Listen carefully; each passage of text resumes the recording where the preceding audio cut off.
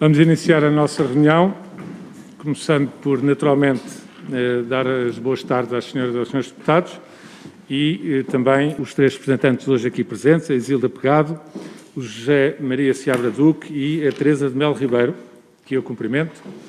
Estão aqui em representação dos proponentes desta iniciativa popular de referendo. Isilda Pegado, faça favor. Muito obrigada, Sr. Presidente. Cumprimento todos os senhores deputados presentes e apenas duas palavras de alguma introdução. A primeira é que a responsabilidade que nos traz aqui é muito grande.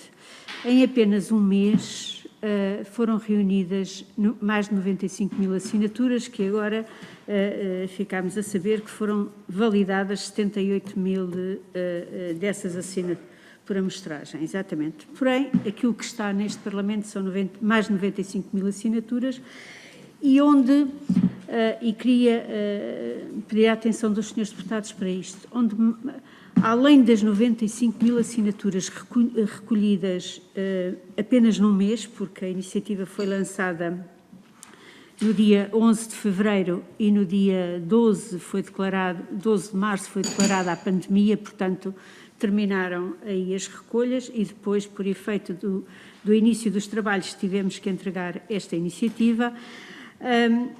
Para além destas pessoas que se deram ao trabalho de subscrever o pedido de referendo, há também que ter presente as centenas e centenas de pessoas que se preocuparam em recolher as assinaturas, em encontrar bilhetes de identidade ou cartões de cidadão, em levar a bom porto este trabalho, e este trabalho cívico que foi feito não pode ser de forma nenhuma menosprezado em qualquer instância, e pensamos nós, por atenção à democracia participativa dentro deste Parlamento. Apenas uma segunda palavra. Esta é talvez a lei mais importante que em 45 anos o Parlamento pode fazer. Ou não? É um passo decisivo na história da democracia portuguesa. Nunca como perante esta lei nós verificamos a autorização que o Estado dá para que seja posto fim à vida humana. É evidente que já houve uma outra lei de semelhante natureza, pese embora, quanto a nós, a proteção à vida humana por nascer seja menos eficiente ou menos efetiva do que neste caso, portanto, esta é ainda mais, mas para que se tivesse sido admitida uma lei onde o próprio Estado, mais uma vez, admite que se ponha fim à vida humana, aí por nascer, foi preciso que se fizessem 2 referendos. E estivemos, numa altura a favor de um e noutra contra. Agora, isso aconteceu e isso cria, na história da democracia, na história deste Parlamento, uma obrigação que, quanto a nós, leva a esta iniciativa popular de referendo. E, portanto, senhores deputados, eu vou passar a palavra aos meus colegas, mas deixava estas 2 breves notas para a nossa reflexão e, seguramente, para a reflexão dos grupos parlamentares que aqui trazem. E, portanto, passava agora a palavra à doutora Teresa. Tem a palavra a doutora Teresa Melo Ribeiro. Muito obrigada, muito boa tarde. Relativamente à pergunta, não temos nenhuma objeção, porque senão a mesma não teria sido apresentada nos termos em que o foi. Quanto ao universo eleitoral da consulta referendária, o mesmo não foi indicado quando da apresentação da iniciativa popular de referendo, porque, nos termos da lei orgânica e da Constituição, os cidadãos proponentes não estavam obrigados a indicá-lo e, portanto, entendemos que, de acordo com o que decorre da lei, compete à Assembleia da República definir qual o universo eleitoral que irá propor. No entanto, agradecemos que nos tenham consultado sobre essa matéria.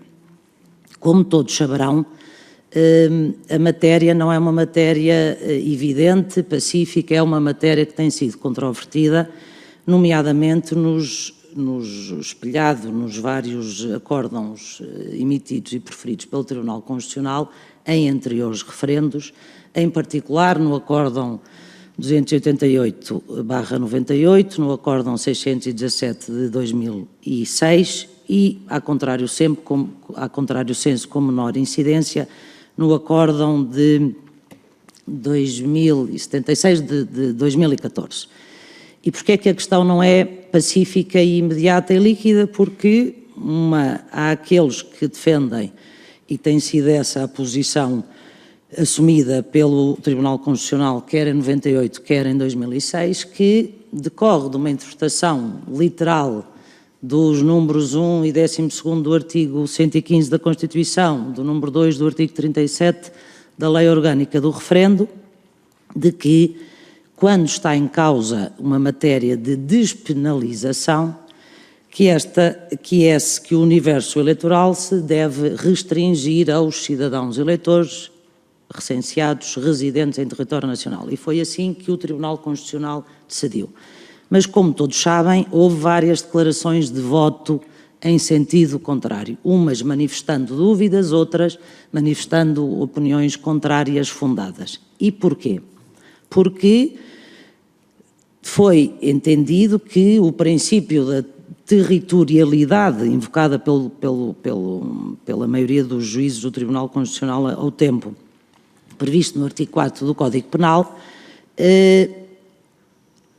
não tem sentido ser invocado quando estejam em causa matérias de relevante interesse nacional respeitantes a valores fundamentais da República Portuguesa. E por isso é que nas várias declarações de voto então emitidas foi dito que, quando está em causa a proteção da vida humana e quando os valores objeto ou associados à despenalização, objeto do referendo, têm a ver com a garantia da inviolabilidade da vida humana ou com a integridade física das pessoas e com valores estruturantes da sociedade portuguesa, que, nesse caso, atendendo à própria redação do artigo da Constituição e da lei, quando se diz que são abrangidos os residentes em território fora do território nacional, quando a matéria também lhes diga especificamente respeito, aquilo que foi defendido foi que, e que pode ser defendido, é que, ao contrário do que acontece com o interesse específico, por exemplo, em matéria de regiões autónomas, não há aqui um interesse específico que apenas nessas situações se possa alargar o universo eleitoral. Isto é, quando a Constituição utiliza a expressão também, significa que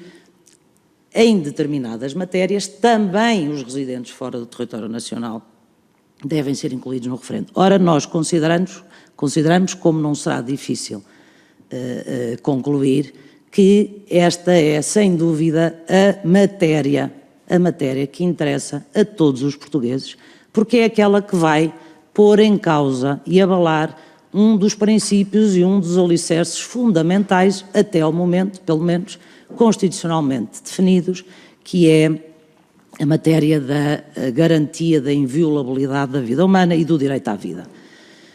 É verdade que o objeto e a pergunta a submeter a referendo apenas se refere à despenalização. Mas sem prejuízo de nós sabermos que, associada à despenalização pretendida de certos casos de homicídio a pedido da vítima ou da ajuda ao suicídio, está associada a essa despenalização a legalização, isto é, a criação de instrumentos legais que vão permitir que o Estado, através dos seus agentes e funcionários públicos, possam praticar o crime de homicídio sem serem punidos. Quer isto significar que, mesmo que não estivesse em causa a legalização,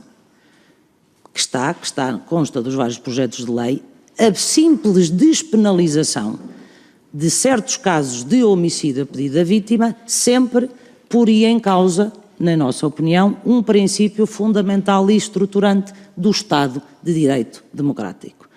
Nessa medida, ou seja, nós não estamos a falar aqui de uma qualquer despenalização, por exemplo, não se quer apenas, por exemplo, despenalizar maus tratos a animais.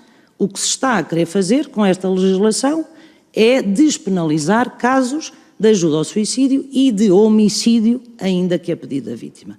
E, portanto, concluindo nesta matéria, aquilo que nós consideramos, ou o lado, o universo eleitoral para o qual nós tendemos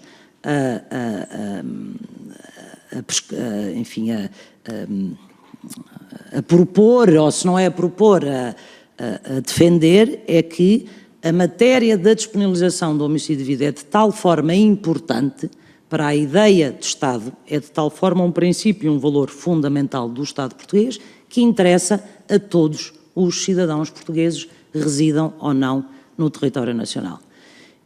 É verdade que poderá, e então nos tempos em que nos encontramos, interessar mais aos cidadãos que residem em território nacional, e eu devo dizer que, para terminar, não posso deixar de tentar citar as palavras do Sr. Deputado António Filipe, no dia 20 de fevereiro, que se já foram pertinentes e oportunas nessa altura, hoje ainda mais se afiguram pertinentes, quando o Sr. Deputado disse, e eu, para não errar, vou só ler, disse: um país não pode criar instrumentos legais para ajudar a morrer quando não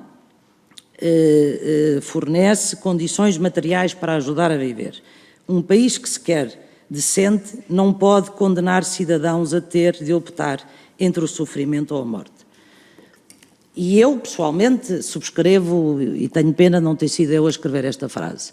E se esta frase era totalmente pertinente em fevereiro, hoje, decorridos 6 ou 7 meses da situação pandémica em que o país se encontra e das consequências negativas para a prestação de cuidados de saúde às populações, aquilo que devia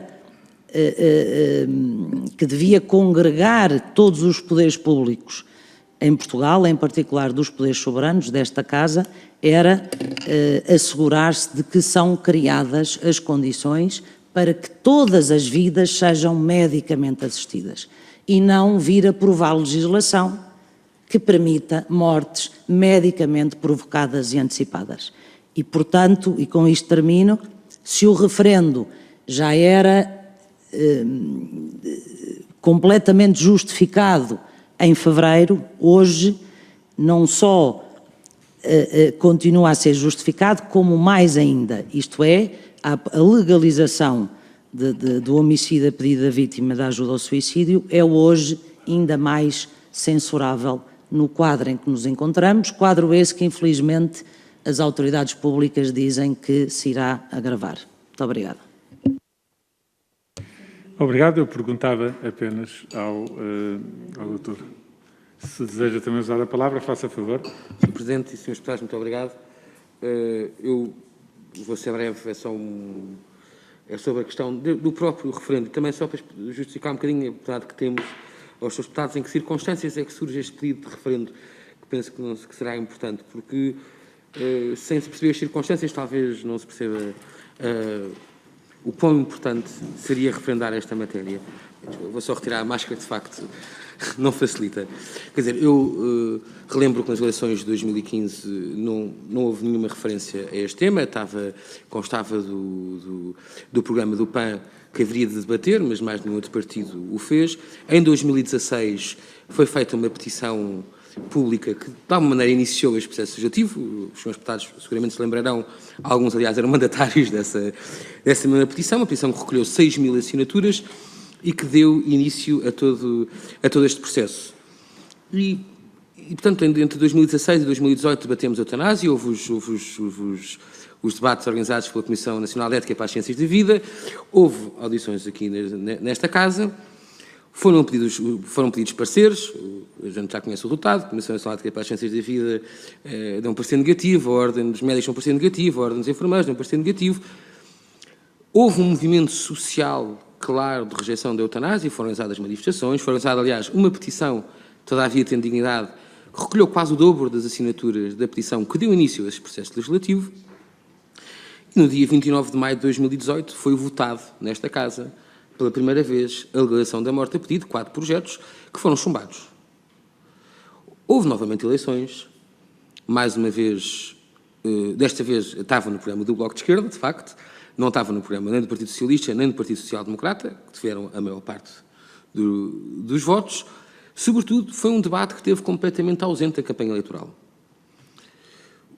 Para nosso espanto, porque diríamos que tal silêncio significaria que o assunto tinha perdido a pertinência, no primeiro dia da legislatura somos confrontados com a primeira lei proposta pelo Bloco de Esquerda, é a legalização da morte a pedido, ao qual depois seguiram os projetos que, entanto, foram também aprovados no dia 20 de fevereiro.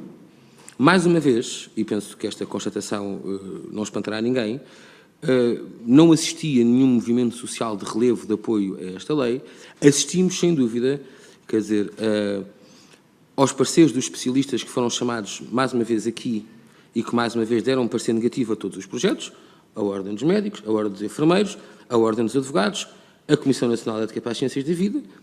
Assistimos a movimentações sociais, quer dizer, o Grupo Interreligioso para a Saúde, a Associação Nacional de Cuidados Paliativos, a Associação das Misericórdias Portuguesas, os maiores grupos de saúde cooperativo e privados em Portugal, todos opondo-se a este projeto de lei, e assistimos a uma movimentação popular que resulta nestas 95.287 assinaturas que hoje aqui trazemos.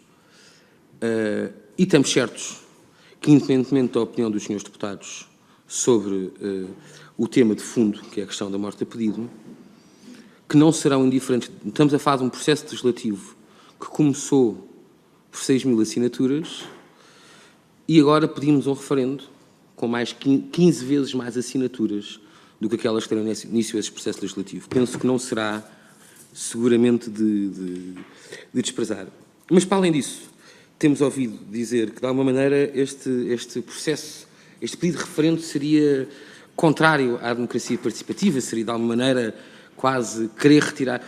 E que nós não conseguimos compreender essa crítica, porque quer dizer, a iniciativa popular de referendo é um direito constitucionalmente garantido e, muito pelo contrário, a nós parece-nos que reforça a democracia participativa, a democracia representativa, porque nós não pedimos um referendo assim no ar, não pedimos uma revolução, pedimos ao Parlamento, a quem nós vimos pedir é precisamente aos senhores deputados, este referendo. Por isso não se trata, evidentemente, de uma ofensa qualquer a este Parlamento, muito pelo contrário, trata-se de pessoas que consideram que este debate não foi tido em sede própria, que é a campanha eleitoral, não foi tido nas urnas, que é onde é a sede própria, consideram que há uma contestação social suficiente e evidente para que pedir ao Parlamento que autorize a realização de um referendo sobre este tema. E deixo só 2 últimas notas muito breves, quer dizer, a primeira é sobre o próprio Instituto de Iniciativa Popular de Referendo. Como os senhores deputados sabem, é um dos institutos previstos de participação cívica popular. Este é o 4º pedido de referendo que é feito desde que este instituto existe. Para pedir um referendo, agora são precisas 60.000 assinaturas, até há pouco tempo eram 75.000. Estamos a falar de 6 vezes mais assinaturas do que aquelas que são necessárias para fundar um partido, estamos a falar de 6 vezes mais assinaturas do que aquelas que são necessárias para uma candidatura à presidência da República. Nós recolhemos 95.000 assinaturas. Antes disso, as outras iniciativas de referendo, uma em 2004 a pedir um referendo ao aborto, feita por, aliás, quem defendia a discriminação do aborto, e outra feita sobre a procriação medicamente assistida, e uma terceira sobre o casamento de pessoas do mesmo sexo. Todas elas recolheram mais do que as 75.000 assinaturas necessárias, todas elas foram chumbadas. E, portanto, peço-vos que ponderem neste facto se, a um certo ponto, as medidas que existem de participação, os institutos que existem de participação cívica junto do Parlamento, se o Parlamento não poderá ser visto como um obstáculo a essa participação cívica, uma vez que todas as vezes que o povo, até agora, pediu a esta Casa um referendo, foi sempre chumbado. A última nota, e sobre isso, brevíssima, é sobre a circunstância que o país atravessa, que é todo o nosso, que é do conhecimento de todos, e que a nós nos parece, quer dizer, nós não pedimos este debate. Achamos que este tempo de crise social, de crise económica, este tempo onde ficou mais uma vez provada a fragilidade da proteção do Estado e da sociedade aos mais idosos e aos mais doentes, seria um tempo de nos concentrarmos nesse tema e de reconstrução da crise que... Porém, temos nós, que somos representantes desta iniciativa popular de referendo, temos uma obrigação, perante estas 95 mil assinaturas, uma obrigação que não nos permite, a consciência obriga-nos a insistir neste debate. Não percebemos, não consideramos, não conseguimos compreender a urgência e a pressa, mas, evidentemente, estaremos sempre disponíveis para este debate. Muito obrigado. Obrigado, Sr. Doutor, também. Muito obrigado pela vossa presença. Estão terminados os nossos trabalhos.